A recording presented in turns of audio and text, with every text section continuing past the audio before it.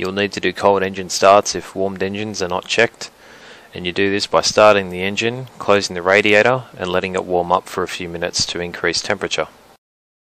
Alright, so we have a cold engine here. It's at 0 degrees, so what we do is we start the engine and we have our radiator completely shut in order to keep the heat in the engine, and then we optimize the RPM and bring it to just below 1000. Now it's important to note that rotary aircraft do not need to be warmed up. You can just turn on the engine and off you go, whereas if you have to warm up a cold engine, only inlines need it to be done. As you can see, the red line has changed. It started out below 1500 and now it's slowly working its way up, and that correlates to the increase in engine temperature. Now if you remember from the overcooling video how the RPM red line dropped as the temperature dropped, what we're doing is we're counteracting that essentially by keeping our radiator shut.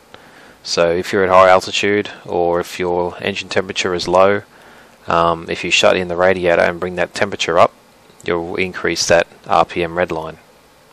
So after about 5 minutes your temperature's increased, your red line's increased, and you can apply full throttle for takeoff without fear of damaging your engine. Okay, now I'm going to explain the blip switch. The blip switch controls the ignition of engine cylinders, so it essentially turns the engine off when you have the button depressed, and then when you release the button, the engine restarts.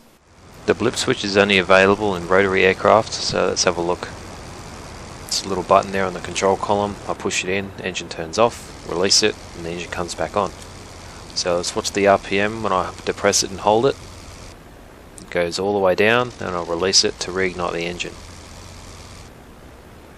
Now there's different uses for the blip switch. You can use it to help you when you initiate a turn, or if you're in a steep dive and you want to keep your engine RPM up high without using the throttle, or if the engine doesn't have a throttle you can do it that way.